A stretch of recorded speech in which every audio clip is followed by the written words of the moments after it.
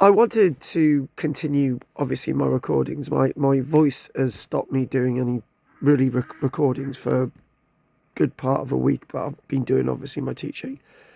And is Charles John wants me to do a shout out for his Facebook page, British Hidden History Uncensored on Facebook. So Britain Hidden History Uncensored on Facebook. So get out and join or whatever. And obviously Ross Broadstock's site, British Hidden History as well. So sort of all friends.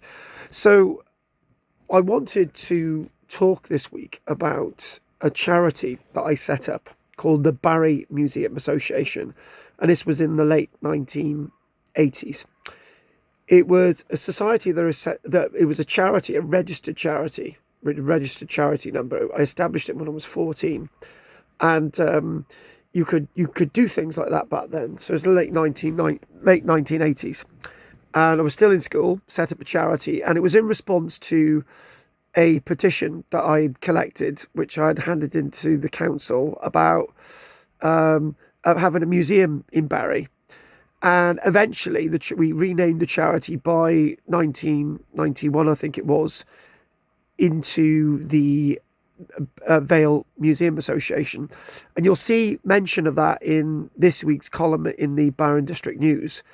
And I mentioned the West End Labour Club. So get out and get the Barron District News and follow my weekly column in the Barron District News every single week.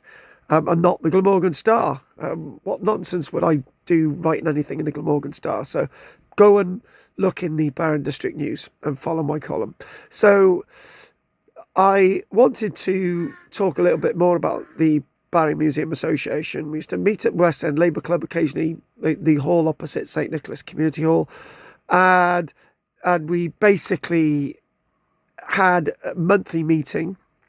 There were lots of people involved, and we had lots of interesting speakers like Gerald Baudet, Mark Redknapp National Museum, and we also had another chap by the name of Emlyn Hughes, who wasn't the rugby player, but that brought people along thinking it was a rugby player, so that was good, a local history guy.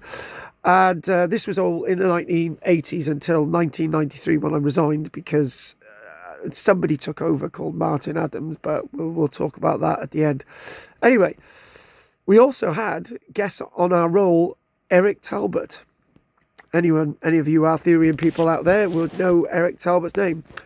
And so it was a great time, and I'm not sure whether Brian Luxton came along once to give a talk, but we had meetings and me talking about various different things, but we had a monthly meeting and we'd have fundraising, and over that time we would have lots of raffles. The West End Labour Club would help us. We'd go to various different fairs and events throughout Barry and the Vale of Glamorgan, so that's why it changed to Barry and Vale, or Vale Museum Association. And we had the support of the local MP back then, John Smith, and then we had the support of Walter Sweetney. Then John Smith came back. So it was useful having John Smith come along to our meetings at the West End Labour Club. And we had the support of Brindley Edmonds, but not those cowboys implied like Nick Hodges and Stephen Williams, who really shunned us and gave us no support, which was a shame because we were in a barrack ward. So we had some support of local politicians, but not the ones that should have been supporting us in Barrack Ward. And you'll note that that slimy guy Nick Hodges has taken over, saying that he came up with the idea of the museum for Barry. It's not. It was originally my idea. It was originally my campaign, and with no support from Nick Hodges. Anyway, so no love lost between us. He just takes and sort of rips off everybody else's ideas, along with what Shirley Hodges does as well.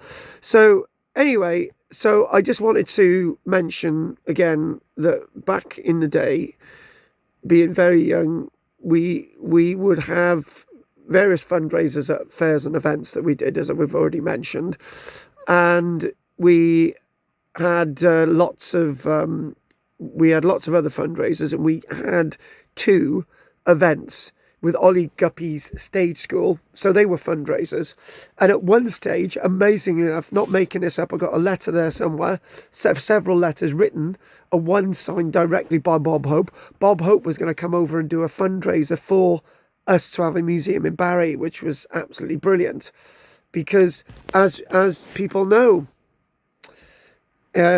his parents lived in Barry, and when he went to Eltham and whatever, so I think it was his parents or his grandparents. Anyway, so there's a little plaque. Is it in at the end of Merthyr Street, and I think it's Merthyr Street as well. Not got my facts right here, but anyway, so basically, what we've got is the link with Bob Hope. So we raised £5,000 at the end of the day. And unfortunately, when I resigned in 1993, I'd been doing it 89, 88, 89, 90, 91, 92, 93. I was a teenager, 5 years or whatever, 6 years.